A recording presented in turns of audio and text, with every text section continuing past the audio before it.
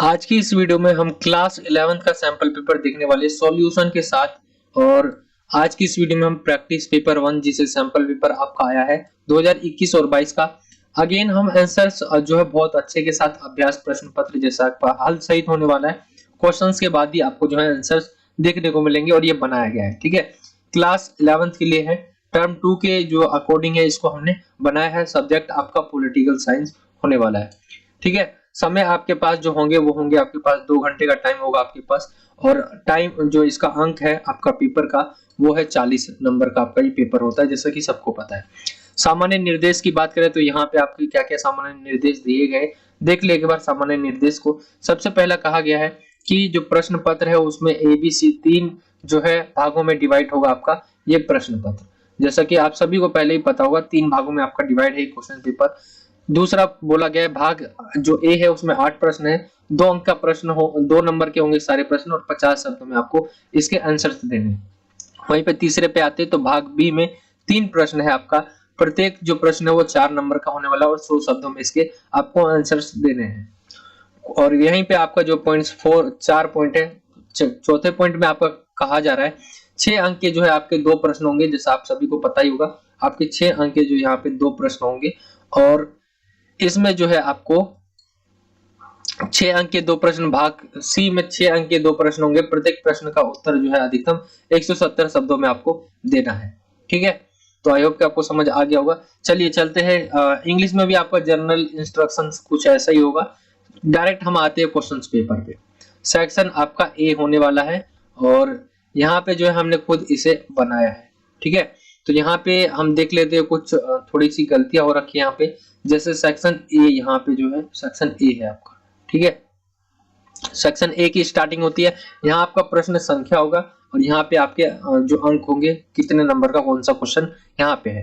ठीक है, तो क्वेश्चन नंबर पहला देखते हैं, गांधी जी का स्वराज से क्या आशय था। ये आपका क्वेश्चन पूछा गया था, आप सभी को पता भी होगा, आपसे जो है क्वेश्चन पूछा गया था गांधी जी का जो स्वराज है उसका क्या अर्थ है या क्या आशय है।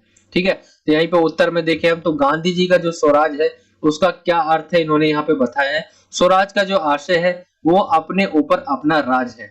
गांधी जी जो है उनके द्वारा जो हिंद स्वराज एक पुस्तक है, उनके विषय मतलब स्वराज के बारे में, जो हिंद स्वराज है या स्वराज है उसके बारे में इन्होंने हिंद स्वराज नामक एक किताब है, उनमें भी इसके बारे में लिखा है कि गांधी जी के अनुसार जब हम स्वयं पर यानी खुद पर शासन करना सीखते हैं तभी स्वराज है। स्वराज केवल स्वतंत्रता ही नहीं बल्कि ऐसी संस्थाओं से मुक्ति भी है जो मनुष्य को उसी मनुष्यता से वंचित करती है।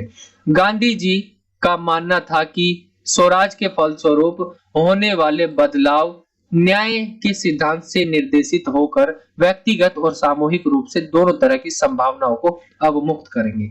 तो मेन जो इनका कहने का मतलब था कि गांधी जी का कहना था कि जो आपका स्वराज है उनका अर्थ क्या है, खुद के ही ऊपर क्या है, राज करना है। जैसा कि यहाँ पे आपको लिखा दिख रहा होगा, अपने ऊपर अपना राज ही जो है स्वराज है, इनका कहने का मतलब था। ठीक है, अब चलते हैं अगले क्वेश्चन पे। पहला क्वेश्चन आई होप कि आपको समझ आ गया होगा। नेक्स्ट क्वेश्चन पे चलते हैं। इसी में जो है अथवा पूछा गया था आपसे, इसी में जो है आपका क्वेश्चन नंबर पहले में ही जो अथवा पूछा गया था, इसमें जो क्वेश्चंस पूछे गए थे आपसे वो पूछा गया था कि हानि का सिद्धांत जो है आपको उसको एक्सप्लेन करने के लिए कहा गया था। यहाँ पे देख लेते हैं, अथवा में है आपका हानि का सिद्धांत पूछा गया था। हानि का सिद्धांत का संक्षिप्त आपको वर्णन कीजिए क्वेश्चन था। यहीं पे उत्तर है आपका, हानि का सिद्धांत का क्या अर्थ है, किसी के कार्य करने की स्वतंत्रता में व्यक्तिगत या सामूहिक रूप से हस्तक्षेप करने का इकलौता लक्ष्य क्या होगा, आत्मरक्षा। यहाँ पे बोला गया आत्मरक्षा। और सभ्य समाज के किसी सदस्य की इच्छा के अगर हम खिलाफ कोई सख्ती से औचित्यपूर्ण प्रयोग का एकमात्र उद्देश्य जो है किसी अन्य को हानि से बचाना हो सकता है। तो हानि के सिद्धांत का एक्सप्लेनेशन आप कुछ इस तरह से देंगे। इन्होंने कहा है कि हानि के सिद्धांत के बारे में कि अगर हम किसी दूसरे के कार्य में, ठीक है, बाधा उत्पन्न करते हैं, जैसे किसी के कार्य में बाधा उत्पन्न करते हैं हम, तो यहाँ पे क्या है, उसका उद्देश्य क्या होगा, एक तो हम जो है अपनी आत्मरक्षा के लिए कर रही है। एक पॉइंट आप इसे ऐसे डाल देंगे। दूसरे पॉइंट्स में आप डाल सकते हैं कि सभ्य समाज के अगर किसी सदस्य की हमने इच्छा के खिलाफ जो है कोई फैसला लिया है, ठीक है, कोई हमने प्रयोग किया है कि अपनी ताकत का, तो उसका एकमात्र जो उद्देश्य होगा किसी को हानि से बचाना हो सकता है। ठीक है, तो आप ये पॉइंट्स जो है इसके अंदर डालेंगे। आई होप कि आपको समझ आ गया होगा। आपका क्वेश्चन नंबर 1 का ही अथवा आपका ऐसा ही एग्जाम में भी आएगा पक्के पेपर में, जो आपके 11th के होने वाले हैं। ठीक है, अब आते हैं हम क्वेश्चन नंबर 2 पे। क्वेश्चन नंबर दूसरा है आपका, अथवा था पहले का, वो क्वेश्चन नंबर दूसरे पे आते हैं। तो क्वेश्चन नंबर दूसरा कुछ है इस तरह से, लोकसभा की किन्हीं 2 विशेष शक्तियों का उल्लेख कीजिए, ये आपसे पूछा गया है। इसके उत्तर को देख लेते हैं हम। धन विधेयक केवल जो है लोकसभा में ही पेश किए जा सकते हैं और वहीं जो है इसे संशोधित किया जा सकता है या अस्वीकृत किया जा सकता है। ठीक है, यहाँ पे आपके जो है 2 पॉइंट्स आपको लिखने हैं। पहले पॉइंट में धन विधेयक जो है केवल लोकसभा में, ठीक है, धन विधेयक आ गया आपका। और दूसरा पॉइंट जो आप डालोगे वो डालोगे कि जो मंत्री परिषद है वो केवल जो है लोकसभा के प्रति ही उत्तरदायी होते हैं। ठीक है, तो मंत्री परिषद क्या होता है, केवल लोकसभा के प्रति उत्तरदायी होते हैं। तो यहाँ पे आप लोकसभा की किन्हीं 2 विशेष शक्तियों के बारे में आपसे पूछा गया था, यहाँ पे आप 2 पॉइंट करके एक्सेस बता सकते हो। तो ये आपका दूसरा क्वेश्चन ऐसे खत्म हो जाता है और ये 2-2 नंबर के आपके क्वेश्चंस है। ठीक है, आपको याद रखना है आपके जो नंबर है क्वेश्चंस है वो कितने नंबर के हैं, तब आपको आंसर्स देना है। चलिए अगले क्वेश्चन पे चलते हैं, क्वेश्चन नंबर 3 पर। क्वेश्चन नंबर 3 है आपका, जनहित याचिका जो है पूछा गया है। क्वेश्चन नंबर आपका 3 पूछा गया है, जनहित याचिका किस प्रकार जो है गरीबों की मदद कर सकती है, अपने विचार तर्क सहित लिखिए। देखिए सरकार द्वारा या हमारे संविधान में क्या है, जनहित याचिका के बारे में कहा गया है। जनहित याचिका होती क्या है और ये किस तरह गरीबों की मदद कर सकती है, ये यहाँ पे आपको एक्सप्लेन करना है। तो जनहित याचिका जो है भारतीय कानून में सार्वजनिक हित की रक्षा के लिए एक मुकदमे का प्रावधान है। इसमें क्या होता है, जैसे आपके ऊपर कोई मेरे को अगर किसी के ऊपर मुकदमा चलाना है लेकिन मैं वो चला नहीं पाता, कुछ रीजंस है, या तो वो बहुत अमीर आदमी है जिन पे मैं मुकदमा चलाना चाहता हूँ, या मेरे पास उतने पैसे नहीं है, ठीक है, या किसी भी कारणवश वो मुझे धमका रहा है जिससे मैं मुकदमा दायर नहीं कर पा रहा हूँ। तो इसमें क्या है, पीड़ित पक्ष यानी जो मैं है, ठीक है, मतलब मैं जो है मुकदमा दायर नहीं करता हूं, लेकिन कोई दूसरा जो है अदालत में जा सकता है मेरे मुकदमा को लेकर, और यह किसी भी नागरिक या स्वयं न्यायालय द्वारा जो है पीड़ितों के पक्ष में दायर किया जा सकता है। ठीक है, तो यहाँ पर जो है जिसके ऊपर अन्याय हो रहा है वो किसी कारणवश, या वो पैसा हो गया, चाहे वो किसी भी डर का कारण हो गया, उसकी वजह से नहीं जाता, तो यह किसी भी कोई भी नागरिक जो है उसके खिलाफ जो है, मतलब उस अमीर आदमी के खिलाफ जा सकता है, या खुद न्यायालय को पता चले तो वो खुद जो है रिपोर्ट जो है वो दायर कर सकता है। ठीक है, तो यहाँ पे जनहित याचिका जो है बहुत लाभदायक है गरीबों के लिए, ये आप यहाँ लिखेंगे। ठीक है, ये करीब जो है 1970 में, इसको करीब जो है 1970 में मेरे को याद हो तो लाया गया था, और यहाँ पे जो है इसका 70 से लेकर 10 साल बाद जो है इसके 1980 में इसका जो यूज है वो होने लग गया था। 10 साल तक तो इन्हें बिल्कुल ही यूज नहीं था, पता ही नहीं था लगभग। ठीक है, 1980 के दशक में, ठीक है, इसका जो यूज है वो होने लग गया था, जानने लगे थे लोग इसके बारे में। तो आई होप कि आपको समझ आ गया होगा जनहित याचिका क्या है और ये किस प्रकार जो है गरीबों की मदद कर सकती है। यहाँ पे आपका ये 2 नंबर का क्वेश्चन था, ज्यादा बड़ा आपको एक्सप्लेन नहीं करना, 2 नंबर के हिसाब से जो है आपको एक्सप्लेन करना है। चलते हैं अब अगले क्वेश्चन पे। क्वेश्चन नंबर आपका 4 आता है, इमैनुअल कांट वाला। ठीक है, क्वेश्चन नंबर 4 जो है आपका इमैनुअल कांट वाला है, जहां पे पूछा गया है कि इनके अनुसार जो है न्याय क्या है। इनके अनुसार आपको जो है बताना है वो न्याय क्या है। क्वेश्चन नंबर 4 है, इमैनुअल कांट के अनुसार न्याय क्या है। तो इमैनुअल कांट के अनुसार न्याय क्या है, हर मनुष्य की गरिमा होती है, इन्होंने बताया। अगर सभी व्यक्तियों की गरिमा जो है स्वीकृत है तो उनमें से हर एक का प्राप्य यह होगा कि उन्हें अपनी प्रतिभा के विकास और लक्ष्य पूर्ति के लिए अवसर प्राप्त हो न्याय के लिए जरूरी है कि हम तमाम व्यक्तियों को समुचित और बराबर की अहमियत दे। तो इनका सीधा सा कहना था कि अगर कहे इनके अनुसार तो न्याय क्या है, सभी व्यक्तियों को एक समान जो है अवसर, ठीक है, एक समान अवसर, ये आप यहाँ पे लिखेंगे, इसका न्याय का अर्थ ये था। ठीक है, बाकी ये 2 नंबर में था, आपको इतना एक्सप्लेन करना है। चलते हैं अगले क्वेश्चन पे, अगला क्वेश्चन देख लेते हैं। अगला क्वेश्चन है आपका 5वां क्वेश्चन देख लेते हैं एक बार।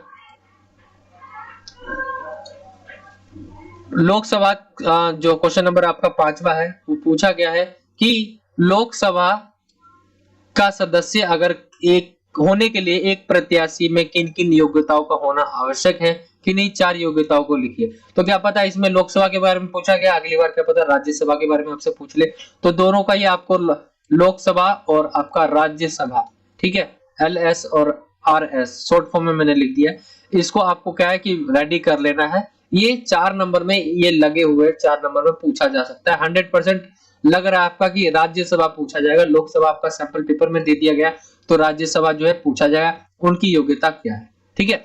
अब इसमें पूछा गया इनकी योग्यता क्या होनी चाहिए, तो भारत का जो है सबसे पहले नागरिक हो, ठीक है, उसकी उम्र 25 वर्ष या उससे अधिक होनी चाहिए, वह किसी भी लाभ के पद पर ना हो, यानी कोई भी गवर्नमेंट जॉब ना कर रहा हो, वह पागल या दिवालिया नहीं होना चाहिए और अदालत द्वारा जो है अपराधी घोषित ना किया गया हो। तो ऐसे जो है आप 4 पॉइंट्स पूछा गया तो 4 के 4 आपको लिखने हैं। कहीं आप 2 पॉइंट लिख दो, 4 बोला गया तो चारों लिखना है, क्योंकि इन्होंने ऐसे डिवाइड कर रखा है 1 2 3 4 और ये एक एक पॉइंट इन्होंने 0.5 कर रखा है, ठीक है। अगर आप 3 पॉइंट लिखते हो और छोड़ देते हो यहाँ पे आपको 1.5 नंबर ही मिलेगा। 4 लिखते हो तभी आप पूरा 2 पाओगे, ठीक है। तो यहाँ भी आपको देखना होता है, अगर आपको नंबर देखने होते पूरे आपको नंबर लाने तब, ठीक है। तो यहाँ पे 4 पूछा है तो 4 लिखना है आपको, 1 2 नहीं लिखना है। तो ये आगे आपको समझ कि आपको लोकसभा की अगर योग्यता या मतलब लोकसभा का सदस्य होना है किसी व्यक्ति को, तो उसके पास क्या क्या योग्यता होनी चाहिए, एक आपके 5 पॉइंट थे। आई होप कि आपको समझ आ गया होगा। चलते हैं अब अगले क्वेश्चन की तरफ। अगला क्वेश्चन आपका छठा है, ठीक है, और ये क्वेश्चन जो है आपका समाजवाद के ऊपर है। आते हैं समाजवाद के ऊपर। क्वेश्चन नंबर आपका जो है 6, समाजवाद के मुख्य सरोकारों का वर्णन कीजिए, ठीक है। क्वेश्चन पूछा गया है समाजवाद है, उसके मुख्य सरोकारों का आपको वर्णन पूछा गया है। तो समाजवाद क्या होता है थोड़ा सा एक्सप्लेन कर देते हैं पहले। समाजवाद असमानताओं के जवाब में उपजे कुछ राजनीतिक विचारों का समूह है। यह खासकर वे असमानताएं थी जो औद्योगिक पूंजीवादी अर्थव्यवस्था से पैदा हुई और बाद तक जो है बनी रही। समाजवाद का मुख्य सरोकार वर्तमान असमानताओं का न्यूनतम करना है, यानी समाजवाद का जो लक्ष्य है वो क्या है, एक तरह से असमानता है, यानी असमानता जो फैली हुई है उसको क्या है कम से कम करना, असमानताओं को कम करना, और संसाधनों का क्या है न्यायपूर्ण बंटवारा हो, ठीक है।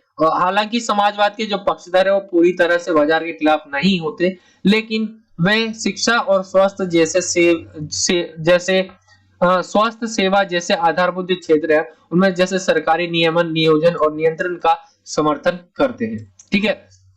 तो यहाँ पे आपको समाजवाद के बारे में थोड़ा एक्सप्लेन करना था, और मेनली जो है ये असमानताओं को, इनका लक्ष्य है असमानताओं को कम किया जा सके, ठीक है। तो ये आप समझ गए।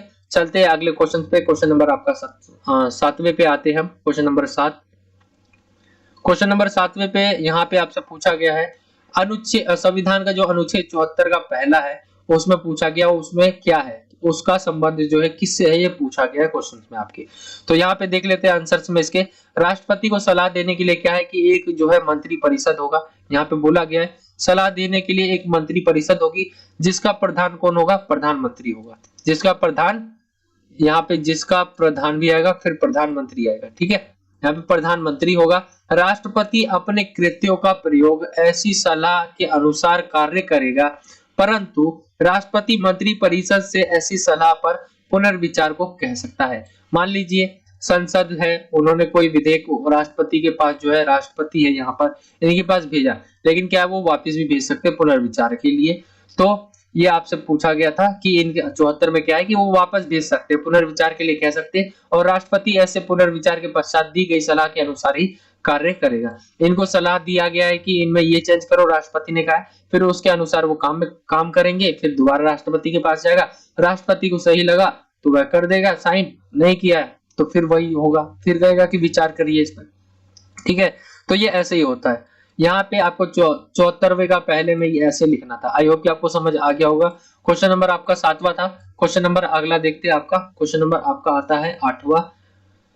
ये क्वेश्चन जो पूछा गया था इस क्वेश्चन का आंसर नहीं दिया गया था, ठीक है। देख लेते हो क्वेश्चन क्या है। क्वेश्चन नंबर 8वां, यदि एक अध्यापक कक्षा के कमजोर छात्रों को मनोबल को उठाने के लिए कुछ अतिरिक्त अंक जो है दे देते हैं, तो इसमें पूछा गया न्याय का कौन सा सिद्धांत जो है वो काम करता है, क्या आप इसे न्याय संगत मानेंगे? सतर्क उत्तर लिखिए। तो यहाँ पे बात की गई है ऐसे कमजोर छात्र की जो अपने जो है अंक नहीं ला पाते, लेकिन टीचर ने क्या किया, उनके मनोबल को उठाने के लिए उन्हें क्या है ज्यादा नंबर दे दिए, थोड़े ज्यादा नंबर दे दिए ताकि इनका क्या मनोबल उठ सके। तो इसमें पूछा गया है इसमें न्याय का कौन सा सिद्धांत जो है काम करेगा, तो वो करेगा आपका विशेष जरूरतों का विशेष ख्याल, ये वाला सिद्धांत जो है काम करेगा। और इसमें और पूछा गया था, पहले पॉइंट में ये आप डालेंगे और दूसरे पॉइंट में ये डालेंगे। अभी मैं बताता हूं आपको, क्या आप इसे न्याय संगत मानेंगे? तो इसमें आप डालेंगे जी हाँ, हम इसे न्याय संगत मानेंगे, क्योंकि जो लोग कुछ महत्वपूर्ण संदर्भों में समान नहीं है उनके साथ क्या है भिन्न ढंग से बर्ताव करके उनका ख्याल किया जाना चाहिए। तो ये आप ये दूसरा पॉइंट यहां तक डालोगे, तो यहाँ तक ये आपका खत्म हो जाता है। आई होप कि आपको समझ आ गया होगा। आपका 8वें क्वेश्चन का आंसर नहीं दिया गया था, ठीक है, और इसका आंसर आपको आपकी बुक में मिल जाएगा। चलते हैं अब अगले क्वेश्चन की तरफ। अगला क्वेश्चन आता है आपका, सेक्शन अगला आ जाता है। यहाँ तक आपने जो भी देखे क्वेश्चन वो आपके 2 नंबर के थे। आगे चलते हैं सेक्शन नंबर बी पे, ठीक है, आपका सेक्शन बी है ये, और इसमें जो है टोटल जो क्वेश्चंस होंगे वो 4 अंक वाले होंगे, 4-4 अंक के आपके क्वेश्चंस होंगे। तो देख लेते हैं एक बार। क्वेश्चन पूछा गया है, न्यायपालिका जो है, न्यायपालिका की स्वतंत्रता को संविधान द्वारा किस प्रकार जो है सुनिश्चित किया गया है? ऐसे किन्हीं 4 उपायों को लिखना है आपको। ये टोटल 4 नंबर में नवा क्वेश्चन है आपका। आंसर देख लेते हैं। देखिए, जो न्यायपालिका है उसको जो स्वतंत्र रखा गया है, स्वतंत्र उनको जो है बिल्कुल स्वतंत्र रखा गया, संविधान द्वारा जो है उसकी जो किस प्रकार जो सुनिश्चित किया गया आपको ये बताना है। तो यहाँ पे कुछ जो है आप एक्सप्लेन करेंगे, ठीक है, ये आप हटाइए, यहाँ पे जो है ये है, यहाँ से आपका पॉइंट से स्टार्ट हो जाता है, तो आप इसे पहला पॉइंट मानिए, इसे दूसरा, इसे तीसरा, चौथा और ये 5वां, ठीक है। तो सबसे पहले भारतीय संविधान में निम्नलिखित उपाय द्वारा जो है न्यायपालिका की स्वतंत्रता को क्या है सुनिश्चित किया गया है। पहला पॉइंट देखते हैं, दलगत राजनीति की भूमिका को दूर रखने के लिए न्यायाधीशों की नियुक्ति के मामले में विधायिका को सम्मिलित नहीं किया गया है। तो यहाँ पे देखेंगे जो न्यायाधीश है, जज है, उनकी जब भी नियुक्ति की जाती है तो उसमें क्या विधायिका को सम्मिलित नहीं किया जा रहा है, यानी राजनीति से बिल्कुल दूर रखा गया है इन मामलों को, ठीक है। दूसरा पॉइंट है, न्यायाधीश के रूप में नियुक्त होने के लिए किसी व्यक्ति को वकालत का अनुभव होना चाहिए। अगर किसी को भी जज बनना है, न्यायाधीश बनना है ना, तो उसके लिए आपको क्या करना पड़ेगा, वकालत का अनुभव होना चाहिए। अनुभव भी नॉर्मल नहीं होता आपका, 10, 20 साल, 30 साल ऐसे जो है आपके अनुभव होने चाहिए, तब आप जो है कहीं जा पाते हैं। और इनका जो है नॉर्मली नहीं होता, राष्ट्रपति को ऐसे नहीं चुन लिया जाता, राष्ट्रपति होते हैं, बहुत सारी चीजें होती है इनमें, तब जाके जो है इन्हें चुना जाता है। पॉइंट आपका 4 में आ जाएगा, न्यायाधीशों का कार्यकाल जो होता है वो निश्चित होता है, ठीक है। देख लेते हैं अगला पॉइंट, जो न्यायाधीश है उनका जो कार्यकाल होता है मैंने आपको बताया वो निश्चित होता है। और इनका जो आगे जानोगे आप 5वें पॉइंट में कि जो न्यायाधीश है उनके वेतन जो है वो संचित निधि द्वारा दिए जाते हैं। मैं आपको पॉइंट्स अभी दिखा देता हूं आगे, ये है आपके पॉइंट्स। तो यहाँ पे चौथा जो है, न्यायाधीशों का जो कार्यकाल होता है वो निश्चित होता है, टाइम पीरियड हो, इनका एक टाइम होता है, मतलब आप इतने साल के लिए जज के पद पर हो, ठीक है। और इनका जो वेतन दिए जाते हैं यानी पैसे जो दिए जाते हैं वो दिए जाते हैं संचित निधि से। और इसमें लास्ट आप पॉइंट लिखोगे, इनके रिटायर होने के बाद जो है, अगर न्यायाधीश रिटायर हो गया तो उसके बाद क्या वो वकालत नहीं कर सकते, ठीक है। तो ये आप पॉइंट्स इसके अंदर डालोगे। टोटल आपके इसमें जो है 5 पॉइंट थे, ठीक है, 5 पॉइंट है आपके, और इसको आप मत जोड़ना, ऊपर जो है वो कुछ गलत सा हो गया था। तो ये आपके टोटल 5 पॉइंट हो गए ऐसे, ठीक है। अब चलते हैं अगले क्वेश्चन पे, क्वेश्चन नंबर आपका 10 पे आते हैं। क्वेश्चन नंबर 10 है आपका, अवसर की समानता से क्या समझते हैं? अवसर की समानता से आप क्या समझते हैं? अब देखिए एक्सप्लेनेशन है, थोड़ा सा बस इसमें बच्चे क्या है कि घबरा जाते हैं या बच्चे कर नहीं पाते ऐसे क्वेश्चंस, क्योंकि यहाँ पे अवसर की समानता से क्या आप क्या समझते हो, और ये 4 नंबर में पूछ लिया, यही 6 नंबर में पूछ लिया तो बच्चे अटक जाते हैं। एक्सप्लेनेशन आपको ऐसे क्वेश्चंस आने चाहिए, और ये क्वेश्चंस 1-2 पक्का आएंगे जहां पे आपसे पूछेगा नहीं कि आपको पॉइंट में आंसर दीजिए। पॉइंट वाले जो क्वेश्चंस वो बच्चों को बहुत इजी लगते हैं कि उनको पता है कि पॉइंट्स पे आंसर दे देंगे, मिल जाएगा। लेकिन यहाँ पे पैराग्राफ में इन्हें पता ही नहीं चलता, 1 पेज लिखे 2 पेज लिखे, ठीक है। तो ये आप प्रैक्टिस कर लो भैया कितना लिखना है, तभी आपको अच्छे नंबर मिलेंगे। उत्तर देखते हैं इसका, अवसर की समानता पूछा गया, तो नॉर्मली बच्चों को स्टार्टिंग करने में दिक्कत आती है ऐसे क्वेश्चन में, ठीक है। तो पूछा गया जो पहले अवसर की समानता बताइए क्या होता है। अवसर की समानता से आशय क्या है, ठीक है, कि समाज में तमाम लोगों को समान महत्व देना, देना माना जाता है। ठीक है, कि मनुष्य होने के नाते सभी व्यक्ति में कुछ समान चारित्रिक विशेषताएं होती है, इसलिए वे समान अधिकार और समान बर्ताव के अधिकारी है। आज अधिकांश उदारवादी जनतंत्रों में कुछ महत्वपूर्ण, ठीक है, यहाँ पे फिर आगे आप पॉइंट्स देखेंगे, अधिकार दिए जाते हैं, कुछ महत्वपूर्ण अधिकार दिए जाते हैं। इनमें कौन कौन से हैं? जीवन हो गया आपका, स्वतंत्रता हो गया और संपत्ति के अधिकार, ठीक है, और जैसे नागरिक अधिकार शामिल है। इसमें समाज के अन्य सदस्यों के साथ समान अवसरों के उपयोग करने, सामाजिक अधिकार और मताधिकार जैसे राजनीतिक अधिकार भी शामिल है। समान अधिकारों के अलावा समकक्षों के साथ जो है बर्ताव के सिद्धांत के लिए जरूरी है कि लोगों के साथ वर्ग, जाति, नस्ल या किसी भी आधार पर जो है भेदभाव ना किया जा सके। उन्हें उनके काम और कार्यकलापों के आधार पर जांचा जाना चाहिए। तो दो तीन आपको वो याद कर लेना, आपकी स्टार्टिंग कहाँ से होगी, खत्म कहाँ से होगा। ठीक है, इसी में बच्चे जो है कंफ्यूज हो जाते हैं, ये आपको देख लेना है। और पैराग्राफ में भी आपको जो आंसर है उसकी प्रैक्टिस करनी है। आते हैं अगले क्वेश्चन पे। क्वेश्चन नंबर आपका आता है 11वां। क्वेश्चन पूछा गया था, भारत के दिए गए मानचित्र में ए, बी, सी और डी ऐसे 4 राज्य दर्शाए गए जहां जो है द्विसदनीय विधानमंडल है। इनको पहचान कर अपनी जो है आपको लिखना है मैप में। और यहाँ पे जो है क्वेश्चन पूछा गया द्विसदनीय व्यवस्था से रिलेटेड, ठीक है, द्विसदनीय विधानमंडल है। ठीक है, तो ये क्वेश्चन जो है आपसे पूछा गया, क्या पता अगली बार पूछा जाए तो यहाँ पे स्टेट चेंज कर दे, वो जो स्टेट यहाँ दे रखे, क्या पता वहां कुछ अलग कर दे, तो आपको पूरे स्टेट पता होने चाहिए। उत्तर की बात कर लेते हैं इसकी हम। ये जैसे आपका क्रम संख्या यहाँ पे दे दिया गया, संबंधित अक्षर है आपका, और राज्य का नाम कुछ इस तरह से यहाँ नीचे शो कर रखा है आपका। ठीक है, तो यहाँ पे राज्य आपके दे रखे, ए में दे रखा है आपका उत्तर प्रदेश, बी में दे रखा है आपका कर्नाटक, सी में दे रखा है आपका महाराष्ट्र और डी में दे रखा है तेलंगाना। तो यहाँ पे आप इसे जो है इजिली फिल कर सकते हैं। ठीक है, मैं आपको फिल करके ही दिखा देता हूँ। यहाँ पे आप क्या डालोगे, यूपी डालोगे, ठीक है, उत्तर प्रदेश। यहाँ पे आप क्या डालोगे, महाराष्ट्र डालोगे। यहाँ पे आप क्या डालोगे, तेलंगाना डालोगे। और लास्ट आपका बचता है कर्नाटक। तो ये आपके जो है आंसर्स हो जाएंगे। ठीक है, ये आप जो है देख लेना, फिल कर लेना। ठीक है, ये आपका जो है मैप वाला क्वेश्चन खत्म हो जाता है। और याद कर लेना मैप वाला क्वेश्चन, बाकी में जो है टॉप 10 जो है आपके मैप के लिए क्वेश्चंस वीडियोस ला दूंगा, जहाँ पे आपके इंपॉर्टेंट 10 जो मैप होंगे वहां पे मैं आपको सोल्व करवा दूंगा। चलिए अब अगले क्वेश्चंस पे आते हैं। आपका जो क्वेश्चंस नहीं, अगला आप सेक्शन ही आ जाता है, यहाँ पे सेक्शंस पे आ जाते हैं। अगले सेक्शन पे सेक्शन आपका सी आ जाता है, यहाँ पे सेक्शन सी। ठीक है, क्वेश्चन नंबर 12 है आपका। पूछा गया नकारात्मक और सकारात्मक स्वतंत्रता में मुख्य अंतर आपको लिखना है। ठीक है, तो यहाँ पे जो है 6 नंबर वाले क्वेश्चंस में आपको क्या करना है, सबसे पहले आपको जो है भूमिका जरूर बनानी है। ठीक है, 6 नंबर वाले क्वेश्चन में आपको भूमिका बनानी है। फिर उसके बाद जो है ना हो पाए भूमिका तब नहीं बनानी है, लेकिन कोशिश करना है कि आप भूमिका बनाओ 6 नंबर वाले क्वेश्चन में।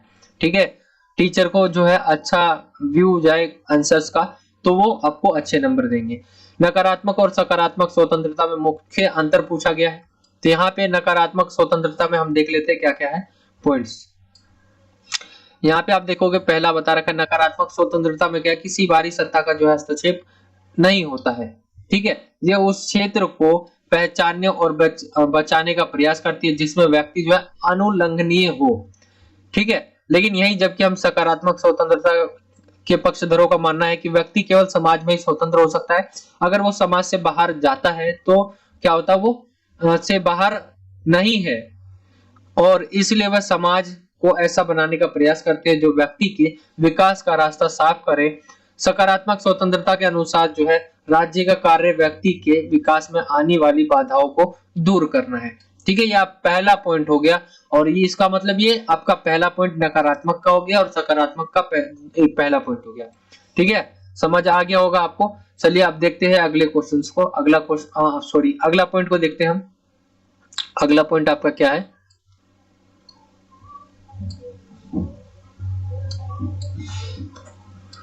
अगले पॉइंट को देख लेते हैं यहाँ पे। तो यहाँ पे बोला गया है दूसरे पॉइंट में, नकारात्मक स्वतंत्रता का तर्क यह स्पष्ट करता है कि व्यक्ति क्या करने से मुक्त है। ठीक है, यही इससे उलट की बात करें तो सकारात्मक स्वतंत्रता के तर्क कुछ करने की स्वतंत्रता के विचार की व्याख्या करते हैं। ये कहते हैं कि कुछ भी कर लो, ये कहते हैं क्या कुछ करोगे। ठीक है, ऐसी बात है। तो तीसरे पॉइंट में कहते हैं नकारात्मक स्वतंत्रता आर्थिक क्षेत्र में अहस्तक्षेपकारी राज्य का समर्थक है। ठीक है। लेकिन इसी में जबकि सकारात्मक स्वतंत्रता क्या है, व्यक्ति के पूर्ण विकास के लिए राज्य को आवश्यक मानती है, वो राज्य को आवश्यक नहीं मानती और ये आवश्यक मानता है। ठीक है। यहाँ पे चौथे पॉइंट की बात करें तो नकारात्मक स्वतंत्रता के अनुसार राज्य का कार्य क्षेत्र सीमित है। ठीक है, नकारात्मक के अनुसार। लेकिन सकारात्मक स्वतंत्रता क्या कहता है कि राज्य सकारात्मक स्वतंत्रता राज्य को कल्याणकारी भूमिका के रूप में देखती है। यहीं पे आपका लास्ट पॉइंट है, नकारात्मक स्वतंत्रता के अनुसार जो है प्रतिबंध एक बुराई है। यानी नकारात्मक स्वतंत्रता कहता है कि प्रतिबंध क्या है, बुराई है, लेकिन वही सकारात्मक स्वतंत्रता ऐसा नहीं मानता। क्योंकि देखिए आप देखिए सभी को अगर पूरी स्वतंत्रता आप दे देते हैं, ठीक है, तो वहां पे आप क्या, वो कुछ भी करने का अधिकार है, वो किसी का खून भी कर सकता है, तो ऐसा थोड़ी ना है, उसके ऊपर कुछ क्या है, प्रतिबंध होने चाहिए। तो नकारात्मक स्वतंत्रता क्या कहती थी और सकारात्मक स्वतंत्रता के क्या विचार थे। आई होप कि आपको दोनों के विचार आपको समझ आ गए होंगे। आप खुद ही सोच सकते हैं, तीन चार पॉइंट तक तो आप अपने मन से निकाल सकते हैं, बाकी आप जो है एक दो यहाँ से निकाल सकते हैं। तो आई होप कि आपको समझ आ गया होगा। क्वेश्चन नंबर आपका कौन सा था, 12वें का ये आपका आंसर था। आई होप कि आपको पूरा समझ आ गया होगा। नकारात्मक स्वतंत्रता और सकारात्मक स्वतंत्रता में अंतर इतने इंपॉर्टेंट क्वेश्चन है कि 10 साल में से 8 साल ये क्वेश्चन हर बार पूछा जाता है, फिर भी बच्चे रेडी नहीं कर पाते। रेडी कर लेना इन क्वेश्चनों को। अथवा है आपका, इसी में आपका 12वें में ही अथवा है, अभिव्यक्ति की स्वतंत्रता पर उचित प्रतिबंध होने चाहिए या नहीं, इस विषय में आप अपने विचार के तर्क सहित अभिव्यक्त कीजिए। ये वाले क्वेश्चन, फिर ऐसे क्वेश्चन आ गए जहां पे आप बच्चे क्या है, कर ही नहीं पाएंगे। ऐसे क्वेश्चंस बच्चे से हो ही नहीं पाते, क्योंकि यहाँ 6 नंबर में इन्हें पॉइंट्स के लिए नहीं पूछा गया, इन्हें पूछा गया है एक्सप्लेन करिए। ठीक है, तो यहाँ पे एक्सप्लेन करने में बच्चों को ये दिक्कत आता है कि कहां तक करें, स्टार्टिंग कैसे करें, एंडिंग कैसे करें। ठीक है, तो देखिए अभिव्यक्ति की स्वतंत्रता पूछा गया, तो ये एक्सप्लेन करिए सबसे पहले अभिव्यक्ति की स्वतंत्रता होती क्या है। यहाँ पे आप देख रहे होंगे अभिव्यक्ति की स्वतंत्रता होती क्या है, सबसे पहले आप ये एक्सप्लेन करेंगे यहाँ पे। फिर एक्सप्लेन करते हैं अपने विचार को प्रकट करने की आजादी क्या है। अभिव्यक्ति की स्वतंत्रता है, व्यक्ति अपने विचारों को कहकर, लिखकर या किसी माध्यम से प्रकट कर सकते हैं। अब यहाँ पे संविधान की बात आ गई। भारतीय संविधान के अनुच्छेद जो 19 है, उसके द्वारा जो है नागरिकों को क्या है, भाषण में अभिव्यक्ति की स्वतंत्रता है। इस स्वतंत्रता पर समुचित प्रतिबंध है। कोई भी स्वतंत्रता बंधनों के अभाव में नहीं रह सकती। प्रतिबंधों के कारण ही क्या है, लोगों की स्वतंत्रता कायम रह सकती है।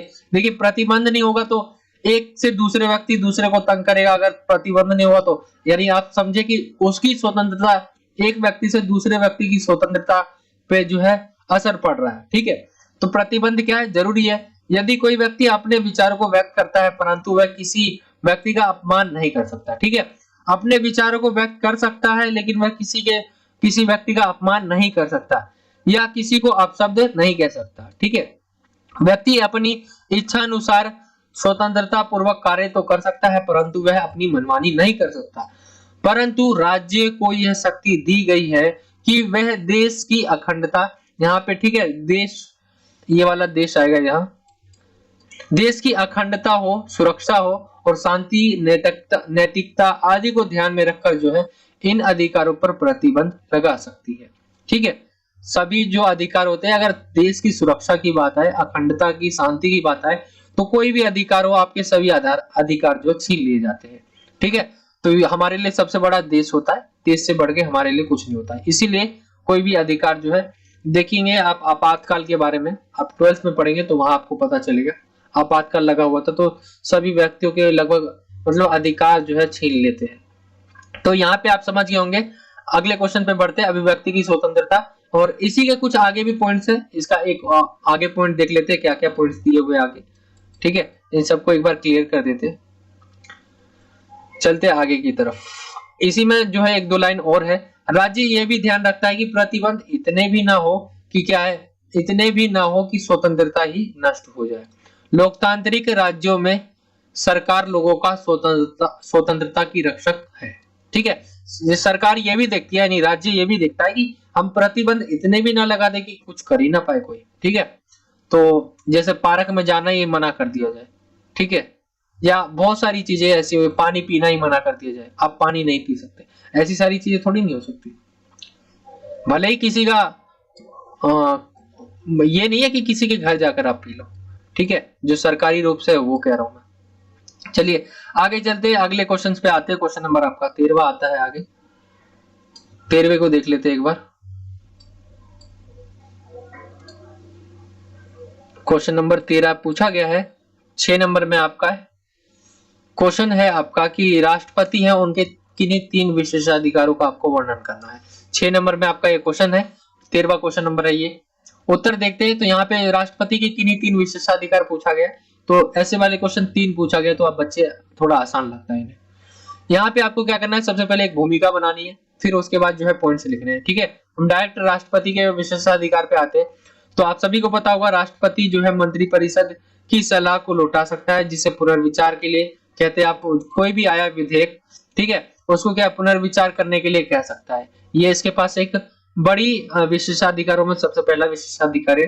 जब राष्ट्रपति को ऐसा लगता है कि सलाह में कुछ गलती है या कानूनी रूप से कुछ कमियां हैं या फैसला देश के हित में नहीं है, तो मंत्रिपरिषद अपने निर्णय पर जो है पुनर्विचार करने को कह सकता है। ठीक है, दूसरे पॉइंट में क्या डालेंगे, दूसरे में राष्ट्रपति के पास क्या होता है, वीटो शक्ति का प्रयोग होता है। वीटो की शक्ति होती है जिसे निषेधाधिकार कहते हैं, जिससे क्या है वो संसद द्वारा कोई पारित जो है विधेयक, कोई भी विधेयक हो, सिर्फ धन विधेयक को छोड़कर जो है, कोई भी विधेयक हो लेकिन धन विधेयक जो हो उसको छोड़कर वह जो है स्वीकृति देने में विलंब कर सकता है या स्वीकृति से मना कर सकता है। यानी हाँ हाँ भर सकता है या नहीं भी भर सकता, उसके ऊपर है। ठीक है, लेकिन धन विधेयक को छोड़कर, या तो धन विधेयक के अलावा कोई भी विधेयक हो, ठीक है, कोई भी नियम आया हो कानून बनने के लिए या विधेयक आया हो। कानून को जो हम विधेयक बोलते हैं जब वो कानून नहीं बनता है, जब राष्ट्रपति के साइन हो जाते हैं तो विधेयक कानून बन जाता है। ठीक है, तो स्वीकृति देने में विलंब कर सकता है, ये आप इसके अंदर पॉइंट्स डालोगे।